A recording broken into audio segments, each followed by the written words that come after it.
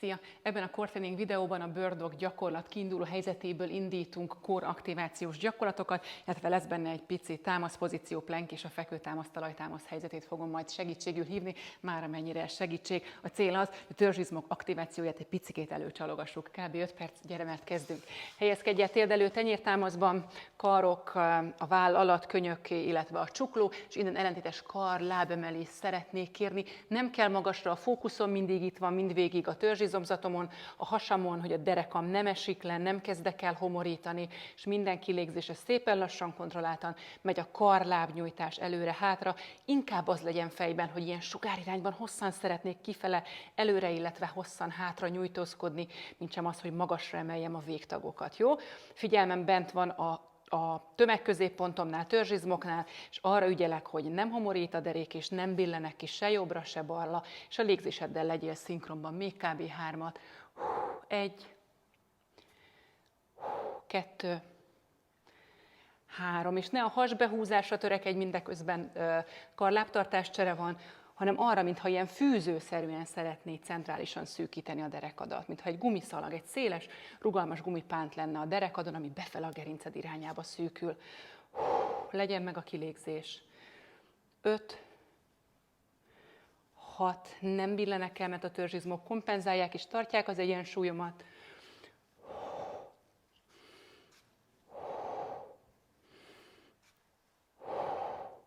10, nyugodtan jöhet kontrollnak a kéz, akár hasra alulról, hogyha nincs tüköroldalt, ami segítsen.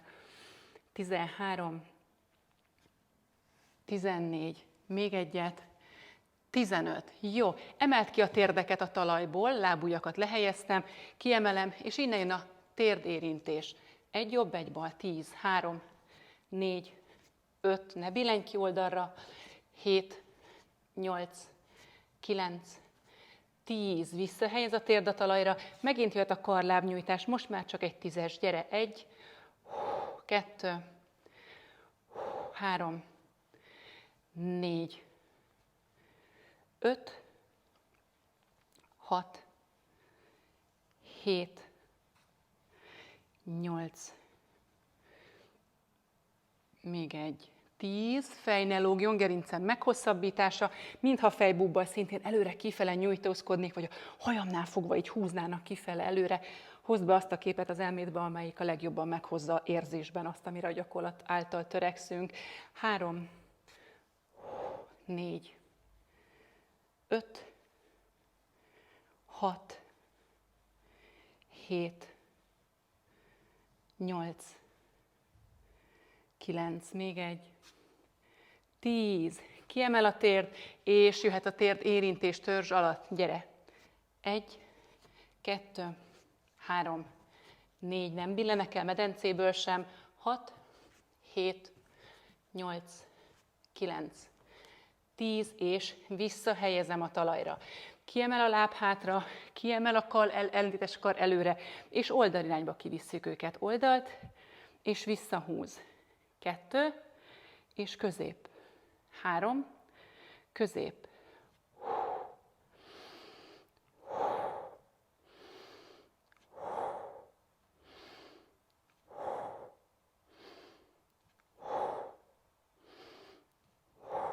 Még egy.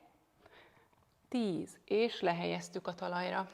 Kiemel a láb, kiemel az ellentétes kar, és mehetnek ki oldalra. 1, 2, 3, 4, 5, 6, 7, 8, 9, még egy, 10. Kiemel a térd a talajról, és vállérintést kérek hozzá. Megemel, 1, 2, 3, 4, 5, 6, 7, 8, 9, 10, és lehelyeztem a talajra, elől a láb, elől a kar, hátul a láb, és mehetünk oldalra. 1, 2, nem kell sokat, 3, csak egy hatás, ami ki akar billenteni, ami ellen a törzsed nem adja meg magát.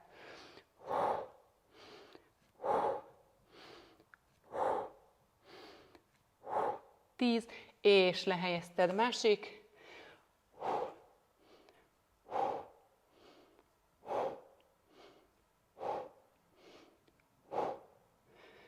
6, 7, 8, 9, még egy, 10, és leraktam, és vállérintés, lent vannak a lábujjak, kiemel a térd, és már mehet is. 1, 2, 3, 4, 5, 6, 7, 8, 9, 10, és leraktuk.